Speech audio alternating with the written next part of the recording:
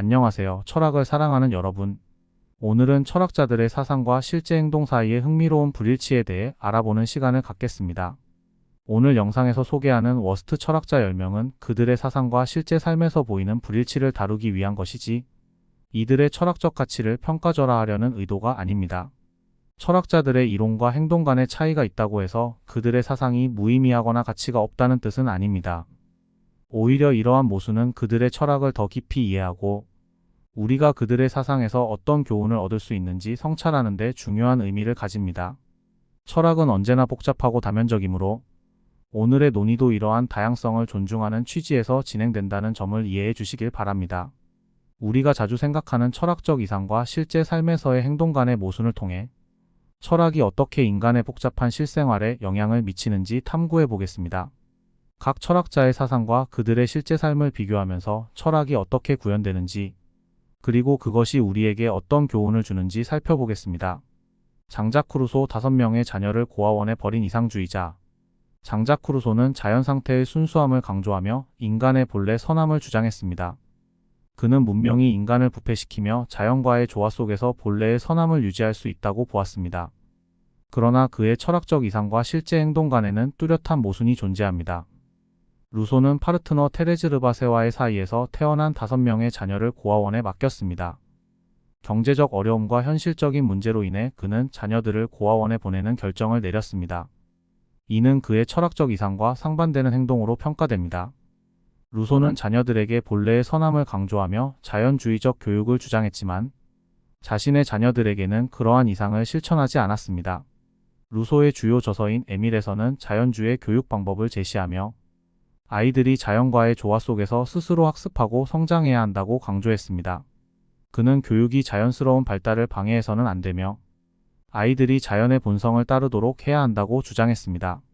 하지만 그는 자식을 5명이나 고아원에 버린 개인적 결정은 이러한 철학적 원칙을 실천하는 데 실패한 사례로 볼 수 있습니다. 루소의 철학적 원칙과 개인적 결정 간의 차이는 그에 대한 비판을 초래하고 있습니다.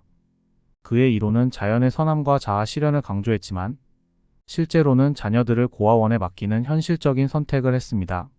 이러한 모순은 루소의 철학적 주장이 실제로 어떻게 구현되는지에 대한 의문을 제기하며 그의 이론이 이상적일 뿐 실천에서의 실행 가능성이 부족하다는 비판을 받게 합니다. 프리드리히 니체 초인과는 거리가 먼 삶을 산 니체. 프리드리히 니체는 초인 사상을 주장하며 인간이 기존의 도덕과 규범을 초월해 자기 자신을 초월하는 존재로 거듭나야 한다고 강조했습니다. 그는 인간이 스스로의 힘으로 새로운 가치를 창조하고 삶의 고통과 무의미함을 극복해야 한다고 보았습니다. 니체의 철학은 인간이 강한 의지와 자립성으로 초인이 되어야 한다는 주장을 중심으로 합니다. 그러나 니체의 실제 삶은 그의 철학과는 큰 괴리가 있었습니다. 니체는 평생 건강 문제로 고통받았고 말년에는 정신병으로 인해 삶의 대부분을 정신병원에서 보내야 했습니다. 그는 1888년부터 심각한 신경쇠약과 정신적 붕괴를 겪었고 이후에는 더 이상 회복하지 못한 채 1900년에 사망했습니다. 그의 정신적 고통과 쇠약한 상태는 그가 강조한 초인의 이상과는 정반대의 모습을 보여줍니다. 니체는 또한 평생 외로움과 고립 속에서 살았으며 그의 철학적 주장을 실천하지 못한 채 고독한 삶을 살았습니다. 그의 철학이 인간의 초월적 가능성을 강조한 반면 실제로 니체는 인간적 약점과 한계에서 벗어나지 못했습니다. 이 모순은 그의 초인 사상이 현실적으로 실현 가능한 것인지에 대한 의문을 불러일으킵니다. 니체의 삶과 철학 간의 모순은 그의 사상이 이상적이지만 실현이 어려운 것을 보여줍니다. 그의 철학은 강한 의지와 자기 초월을 강조하지만 실제로 니체 자신은 이러한 이상을 실천하지 못하고 정신적 한계에 갇혀 있었습니다. 이는 초인이 되려는 시도가 오히려 그의 정신적 붕괴를 초래한 사례로 볼 수 있습니다. 결국 니체는 초인 사상을 주장했지만 그의 삶은 초인과는 거리가 멀었습니다. 이는 그의 철학이 인간의 복잡성과 한계를 무시한 이상적 주장임을 보여주며 인간의 실질적인 약점을 고려하지 않은 채 이상만을 추구하는 것의 위험성을 드러냅니다. 마르틴 하이데거 게르만족만이 다자인인가? 마르틴 하이데거는 존재와 시간에서 인간 존재의 본질을 탐구하며 현존재 다자인이라는 개념을 중심으로 인간의 존재 방식을 설명했습니다. 그는 인간이 세상 속에서 자신의 존재를 자각하고 자기 자신의 가능성을 탐색하며 살아가는 존재라고 보았습니다. 그러나 하이데거의 철학적 이상과는 달리 그의 정치적 선택은 심각한 논란을 불러일으켰습니다. 1933년 5월 1일 프라이부르크 대학 총장직에 선출되자마자 하이데거는 바로 국가사회주의당에 입당하여 당원 번호 312만 5894번을 부여받는 등 이후 굉장히 의욕적인 모습을 보여주었습니다. 그는 프라이부르크 대학교 총장으로 재임하면서 나치의 이념을 학문과 교육에 도입하는 데 적극적으로 협력했습니다.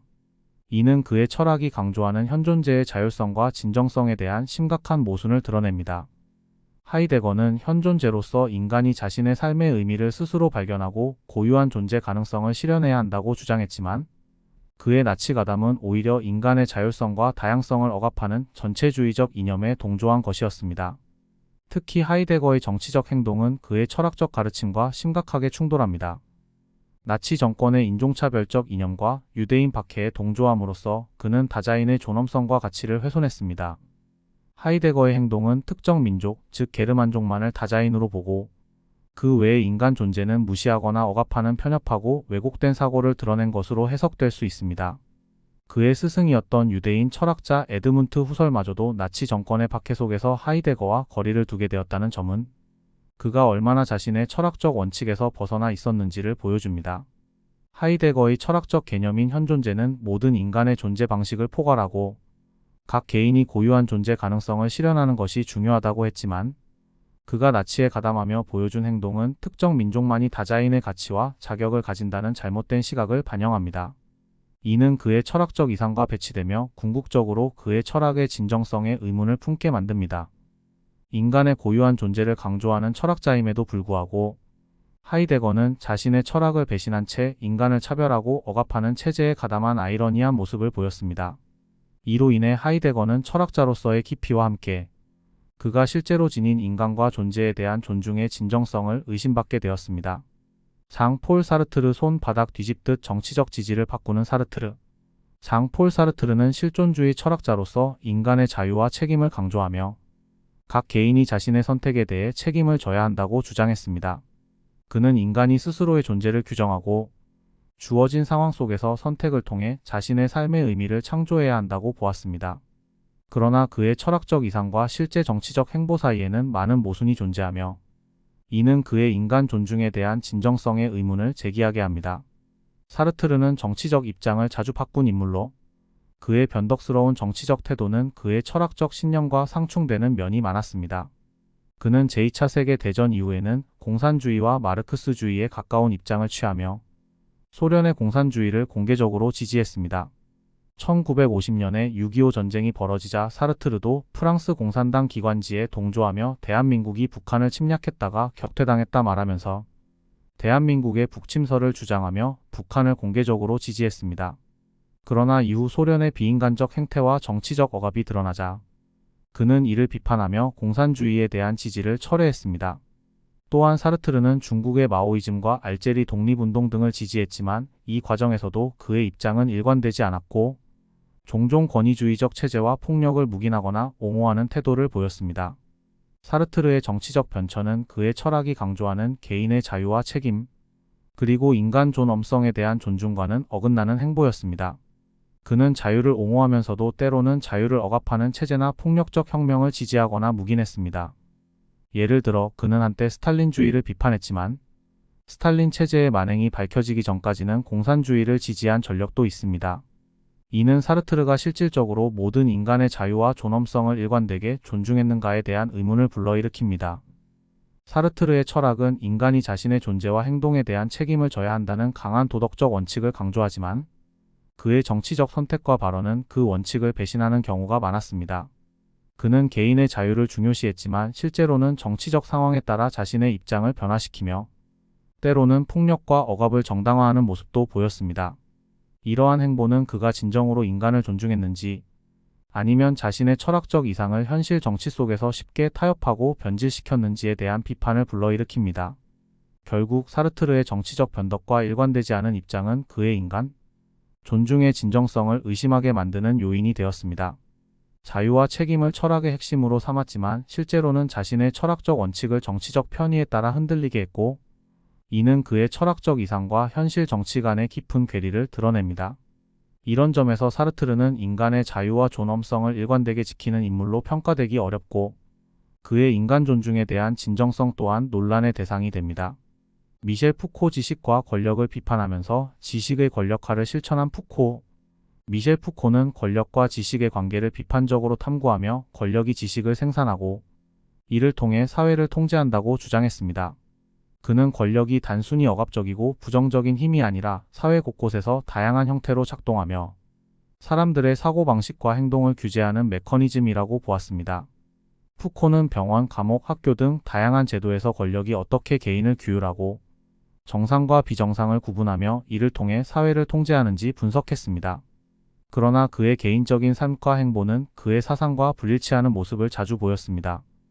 푸코는 1970년대에 프랑스 콜레주 드 프랑스에서 권력구조의 비판자이자 급진적 사상가로서의 명성을 쌓았지만 실제로는 그가 비판했던 권력구조에 종종 순응하거나 타협하는 모습을 보였습니다.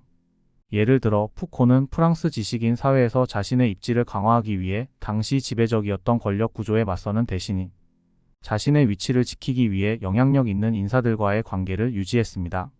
그는 프랑스 지식인 사회의 엘리트 계층의 일원이었으며 비판적인 시각을 가졌음에도 불구하고 그 계층의 권력과 특권을 누리는데 이의를 제기하지 않았습니다. 또한 푸코는 권력에 대한 반항적 태도를 표방하면서도 실제로는 대학과 같은 제도권 내에서 교수직을 통해 권력을 행사하고 자신의 지적 권위를 유지했습니다. 그는 권력의 작동 방식을 비판하면서도 정작 자신의 학문적 지위와 권력을 공고히 하기 위해 체제 내부에서 활동했습니다. 예를 들어 푸코는 미국의 여러 유수 대학에서 강연과 연구를 하며 큰 명성을 얻었고 이는 그가 비판하던 지식의 권력과 밀접한 관계가 있습니다. 이 과정에서 그는 자신이 속한 권력 구조를 이용해 학계에서 영향력을 확대하며 정작 그 구조에 도전하기보다는 그 안에서 안락함을 누렸습니다. 또한 푸코는 1979년 이란 혁명을 지지했는데 이는 그의 권력 비판과 정면으로 배치되는 모습입니다. 이란 혁명은 초기에는 반제국주의와 반독재의 성격을 띠고 있었지만 이후 권위주의적 신정체제로 변모했습니다. 푸코는 혁명의 초기 단계에서 이를 적극적으로 지지하며 혁명이 새로운 형태의 권력과 자유를 가져올 것이라고 낙관했으나 결국 이란 혁명은 그의 기대와는 달리 새로운 억압적 권력 구조를 낳았습니다.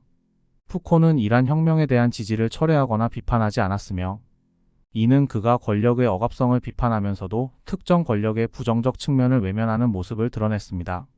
푸코의 이러한 모순적인 행보는 그의 철학적 주장과 현실의 불일치를 드러내며 권력과 지식에 대한 그의 비판이 얼마나 일관되었는지에 대한 의문을 불러일으킵니다. 그는 권력 구조를 비판했지만 정작 자신의 삶에서는 그 권력 구조에 순응하거나 그로부터 이익을 누리는 모습을 보였으며 이는 그의 철학적 일관성과 진정성에 대한 비판의 근거가 됩니다. 소크라테스 무지의 지혜를 강조하면서 지적 우월감을 뽐낸 소크라테스. 소크라테스는 고대 그리스 철학자로 겸손과 자기 성찰을 강조하며 아는 것이 없다는 것을 아는 것이 진정한 지혜라고 주장했습니다. 그는 끊임없는 질문을 통해 사람들에게 자신의 무지를 깨닫게 하고 진리에 도달하려는 과정을 중시했습니다. 소크라테스는 겸손하게 자신의 무지를 인정하고 지식에 대해 끝없는 탐구와 성찰을 강조했으나 그의 실제 행보에서는 이러한 원칙과 모순되는 면모도 드러났습니다. 소크라테스의 대화법인 소크라테스식 문답법은 상대방에게 끊임없이 질문을 던져 그들의 논리를 무너뜨리고 결국 자신의 무지를 깨닫게 만드는 방식이었습니다. 그는 종종 아테네의 정치인, 시인, 장인 등을 대상으로 이 방식을 사용했으며 이를 통해 자신의 지혜를 과시하는 듯한 태도를 보이기도 했습니다. 이러한 대화 방식은 상대방을 가르치려는 태도로 비춰질 때가 많았으며 이는 겸손과 자기 성찰을 강조하는 그의 철학과는 상반된 모습이었습니다. 소크라테스는 자신의 무지를 인정하면서도 실제로는 상대방을 무지하다고 비판하거나 그들의 지식이 피상적임을 드러내는 데 집중했습니다. 그는 지혜를 찾기 위해 질문한다고 했지만 그의 질문들은 종종 상대방을 궁지로 몰아넣고 자신이 지적으로 우월한 위치에 있음을 과시하는 경향이 있었습니다. 이는 그가 겸손하게 지식을 탐구하려는 사람보다는 자신의 논리적 우위를 통해 타인을 가르치려는 태도를 보였다는 비판을 받게 했습니다. 또한 소크라테스는 아폴로 신전의 신탁에서 가장 지혜로운 자라는 평을 받았을 때 이를 겸손하게 받아들이는 대신 자신이야말로 진정으로 지혜롭다고 자부했습니다. 그는 이 신탁을 통해 자신이 아는 것이 없음을 인정하는 것이야말로 진정한 지혜라는 결론을 내렸지만, 이는 결과적으로 자신이 타인들보다 더 지혜롭다는 생각을 강화하는 데 기여했습니다. 이 과정에서 그는 종종 자신의 지혜를 과시하고 타인들을 가르치려는 자세를 취했으며, 이는 그의 겸손한 철학적 자세와는 대조되는 모습이었습니다. 소크라테스는 겸손과 성찰을 강조했지만 그의 대화 상대들이 무지함을 깨닫도록 몰아세우는 방식은 때때로 그의 지적 우월성을 드러내기 위한 것으로 비춰졌습니다. 그는 자신의 철학적 방법을 통해 타인들이 진리에 도달하도록 돕고자 했지만, 실제로는 자신의 논리적 능력을 과시하며 상대방의 부족함을 드러내는 데 중점을 두는 경우가 많았습니다. 이런 점에서 소크라테스는 자신이 주장한 겸손과 자기 성찰을 철저히 실천한 인물이라기보다는 자신의 지적 우위를 활용해 상대를 설득하고 가르치려는 태도를 보였던 인물로 해석될 수 있습니다. 결국 소크라테스는 자신의 철학적 이상과 실제 행보 사이의 모순을 드러냈으며, 그의 겸손과 성찰의 강조가 항상 일관되게 적용되었다고 보기 어렵습니다. 플라톤 계급과 서열을 조장하는 플라톤은 그의 저서 국가에서 이상 국가에 대한 비전을 제시하며, 정의롭고 질서 있는 사회를 위해 각 계층이 제 역할을 수행하는 것을 강조했습니다. 플라톤은 철학자가 통치하는 계층, 전사계층, 그리고 노동계층으로 구성된 계급 사회를 이상적인 국가 형태로 보았습니다. 그는 각 계급이 조화롭게 역할을 수행할 때 국가가 가장 효율적으로 운영될 수 있다고 주장했습니다. 그러나 플라톤의 이 사상은 현실적으로 귀족적이고 엘리트주의적인 태도로 비춰질 수 있으며, 이는 계급 간 갈등을 조장하는 결과를 초래할 수 있습니다. 플라톤은 철학자가 가장 높은 지혜를 지닌 자로서 통치해야 한다고 믿었고, 이로 인해 철인 통치자라는 개념을 제시했습니다. 그는 철학자가 통치할 때 국가가 가장 정의롭고 평화롭게 운영될 수 있다고 주장했지만, 이는 통치 계급이 다른 계급보다 우월하다는 생각을 반영한 것입니다. 플라톤은 철인 통치자들이 특별한 교육을 받고 도덕적으로 우월하기 때문에 통치할 자격이 있다고 보았지만, 이로 인해 나머지 계급은 통치에 참여할 기회를 박탈당하고 수동적인 역할에 머물게 됩니다. 이런 구조는 결과적으로 엘리트층의 특권을 강화하고 대다수의 시민을 배제함으로써 계급 간의 불평등을 심화시킬 수 있습니다. 또한 플라톤은 국가의 안정성을 위해 각 계급이 자신의 역할에 만족하고 그 경계를 넘지 않도록 해야 한다고 주장했습니다. 그는 이를 위해 고귀한 거짓말이라는 개념을 도입해 사람들에게 각자의 계급이 태어날 때부터 정해진 것임을 믿게 하려 했습니다. 이러한 생각은 각 계층 간의 갈등을 방지하기 위한 것이었지만, 결과적으로 계급 간의 이동을 막고 사회적 유동성을 제한하게 됩니다. 이는 계급 간의 갈등을 해결하기보다는 갈등의 가능성을 억누르고 문제를 표면화하지 않도록 하는 방식으로 작용할 수 있습니다. 플라톤의 이상 국가론은 계층 간의 협력을 강조했지만, 실제로는 계급 간의 엄격한 분리와 엘리트층의 지배를 정당화하는 이론으로 작용할 위험이 있었습니다. 그는 각 계층의 역할이 명확히 구분되어야 한다고 주장했으며, 이는 다른 계급의 사람들을 철학적 통찰이나 통치의 가능성에서 제외시키는 결과를 초래했습니다. 이러한 구조는 결국 사회 내에서 갈등을 잠재우기보다는 오히려 한 계층의 지배를 고착화하여 갈등을 더욱 심화시키는 요소로 작용할 수 있습니다. 결국 플라톤의 사상은 이상적인 조화와 정의를 추구했지만 실제로는 귀족적이고 엘리트주의적인 태도를 내포하고 있으며, 이러한 구조가 계급 간의 갈등을 조장할 수 있는 여지를 남겼습니다. 플라톤의 철학은 각 계층의 고유 역할을 강조함으로써 사회의 안정성을 추구했지만, 이는 결과적으로 특정 계층의 지배를 정당화하고 계급 간의 균형을 이루기보다는 불평등을 고착화시키는 결과를 낳았습니다. 아르투르 쇼펜하우어 금수저 독불장군 비관주의 철학자. 그는 인간 존재의 본질을 고통과 욕망의 연속으로 보았습니다. 그는 개인의 행복이나 성취가 결국 허무하다고 주장하며, 삶의 고통을 극복하기 위한 방법으로 미적 경험과 금욕적인 삶을 제안했습니다. 하지만 그의 철학과 실제 생활 사이에도 모순이 존재합니다. 쇼펜하우어는 삶의 고통과 인간 욕망의 무한함을 강조하면서 이를 극복하기 위한 방법으로 예술과 철학적 명상을 추천했습니다.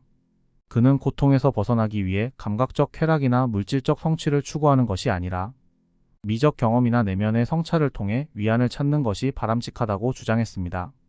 그러나 쇼펜하우어 자신의 삶은 이러한 철학적 주장과 상반된 면모를 보였습니다. 쇼펜하우어는 자신의 철학적 아이디어와 상충하는 삶을 살았다고 할 수 있습니다. 그는 자신의 사상에 대해 깊이 성찰하고 비관적 세계관을 유지했지만, 동시에 개인적으로는 상당히 이기적이고 자기중심적인 태도를 보였습니다. 그의 사생활은 종종 교만하고 독선적이었다고 평가됩니다. 그는 자신이 뛰어난 철학자라고 자부하며 타인의 의견을 무시하거나 경시하는 태도를 취했습니다. 이러한 태도는 그의 철학적 비관주의와는 상반되는 모습이었습니다. 또한 쇼펜하우어는 자신이 주장한 금욕적인 삶과는 달리 사치스럽고 자기만족적인 생활을 영위했습니다. 그는 자신의 철학적 이상을 실천하기보다는 물질적 쾌락이나 개인적 성취에 집중하는 모습을 보였습니다. 그는 종종 사치스러운 생활을 하며 자신의 철학적 이상과는 거리가 먼 행동을 하였다는 비판을 받았습니다. 쇼펜하우어는 예술과 철학적 명상을 통해 삶의 고통을 극복하자고 주장했지만 그의 개인적 태도와 행동은 이러한 이상과 모순되는 경우가 많았습니다. 그는 자신의 철학적 사상을 일관되게 실천하기보다는 개인적 편안함과 이기적인 성향에 중점을 두었으며 이는 그의 철학적 주장에 대한 신뢰성을 떨어뜨릴 수 있는 요소로 작용합니다. 결국 쇼펜하우어의 철학적 주장과 실제 생활 사이의 간극은 그의 사상에 대한 비판적 시각을 불러일으킵니다. 존 스튜어트 밀 배고픔을 모르는 공리주의자 밀. 존 스튜어트 밀은 자유와 평등의 중요성을 강조하며 개인의 자율성과 사회적 평등을 옹호한 철학자입니다.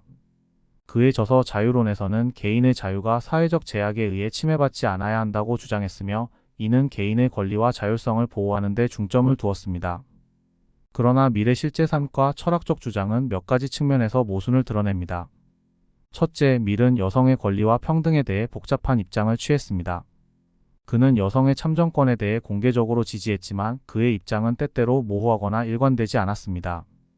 여성의 종속이라는 주제에 대해 그는 여성의 권리를 확대하고 사회적 평등을 추구하는 것을 지지했으나 실제로 여성 참정권에 대한 강력한 입장을 취한 시점과 방법은 그의 시대적 배경과 사회적 압력에 의해 영향을 받았습니다. 그는 여성이 남성과 동등한 권리를 가져야 한다고 주장했지만 그 주장과 실제 행동 사이에는 차이가 있었습니다. 이로 인해 밀의 평등에 대한 이론적 주장이 실제 정치적 변화로 이어지는 데는 한계가 있었습니다. 둘째, 밀은 배부른 돼지보다 배고픈 소크라테스가 낫다는 주장을 통해 정신적 만족이 물질적 쾌락보다 더 가치 있다고 주장했습니다. 그러나 그의 개인적인 배경은 이러한 주장과 상당한 차이를 보입니다. 밀은 부유한 가정에서 태어나 가정교사에게 고급 교육을 받으며 자랐습니다. 그는 경제적 안정과 교육적 자원을 충분히 누리며 성장했기 때문에 배고픔의 실질적인 경험이 부족했습니다. 그의 주장은 자신이 직접 겪어보지 않은 상황에 대한 이론적 관점일 수 있으며 이는 실제로는 물질적 쾌락과 경제적 안정이 미치는 영향에 대해 깊이 이해하지 못했을 가능성이 있습니다. 밀은 자신이 주장한 철학적 이상과는 달리 개인적 배경과 사회적 위치가 그의 주장을 복잡하게 만드는 경우가 많았습니다. 그의 배고픈 소크라테스 주장은 이론적으로는 정신적 만족을 강조하지만 실제로는 물질적 안정과 교육적 혜택을 누린 삶을 살았으며 이러한 배경은 그의 철학적 주장에 대한 비판적인 시각을 요구합니다. 또한 여성의 권리와 평등에 대한 입장이 모호하거나 변동적인 것은 그의 철학적 이상과 실천 간의 간극을 드러냅니다. 결국 밀의 철학은 이론적으로는 자유와 평등을 강조했지만 그의 개인적인 경험과 실제 정치적 행동은 그가 주장한 이상과의 불일치를 보여줍니다. 그의 배경과 주장은 실질적인 사회 변화에 미치는 영향과 일관되지 않을 수 있으며 이는 그의 철학적 입장의 진정성과 실행 가능성에 대한 의문을 제기합니다. 오늘 철학자들의 사상과 행동의 불일치에 대해 알아보았습니다. 이들의 철학적 이상과 실제 행동 사이의 간극을 통해 우리가 철학을 어떻게 실천하고 이해해야 하는지에 대해 한층 더 깊이 고민할 수 있었습니다. 철학은 단순히 이론적인 논의에 그치지 않고 우리의 실제 삶에 어떤 영향을 미치는지를 파악하는 것이 중요합니다. 이 영상이 여러분에게 철학에 대한 새로운 시각과 깊은 통찰을 제공했기를 바랍니다. 시청해주셔서 감사합니다. 구독과 좋아요, 그리고 댓글로 여러분의 생각을 공유해주세요.